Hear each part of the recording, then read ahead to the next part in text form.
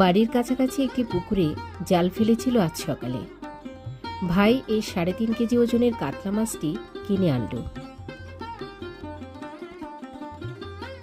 মাছটি কেটে ধুয়ে আজকের জন্য 10 টুকরো নিলাম। হলুদ, লবণ ও সামান্য তেল দিয়ে মাছগুলো মাখিয়ে 10 মিনিটের জন্য রেখে দিচ্ছি।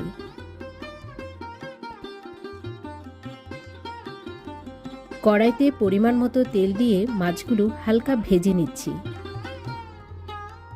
তেল গরম হয়ে আসলে আমি সামান্য হলুদ এবং লবণ দিয়েছি, যাতে মাছ ভাজার সময় তেল ছিটকে না আসে।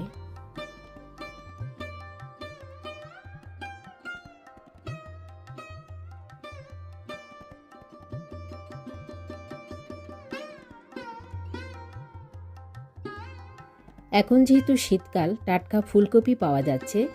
মাছটি আমি ফুলকপি ও আলু দিয়ে রান্না করব। মাছগুলো ভেজে নিয়ে একই তেলে ফুলকপি ও আলু হালকা ভেজে নিচ্ছি।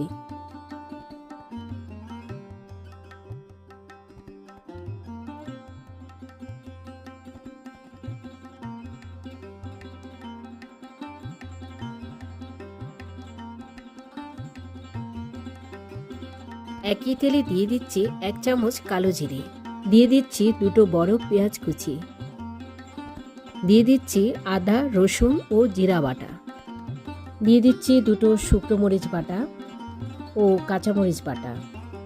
সবগুলো মশলার কাঁচা গন্ধ যাতে চলে যায়, 2-4 মিনিট একটু ভালো করে তেলের মধ্যে নেড়েছেড়ে ভেজে নেব। এই পর্যায়ে দিয়ে দিচ্ছি হলুদের গুঁড়ো ও শুকনো লঙ্কার গুঁড়ো।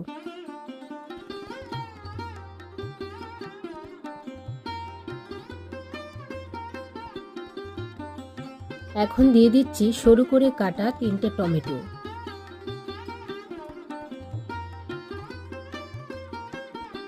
দিয়ে দিচ্ছি স্বাদমতো লবণ।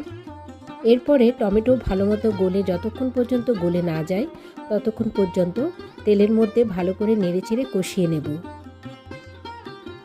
টমেটোগুলো একেবারে গলে গেছে। এই পর্যায়ে ভেজে রাখা ফুলকপি ও আলুগুলি দিয়ে 2 মিনিটের মতো ভালো করে কষিয়ে নিব। এখন পরিমাণ মতো পানি দিয়ে দিচ্ছি। কিছুক্ষণ রান্না করে নিতে হবে। ফুটে আসলে মাছগুলো দিয়ে দিতে হবে। আমার মাছ রান্না হয়ে গেছে। এই পর্যায়ে কিছু ধনেপাতা কুচি যোগ করে দিচ্ছি।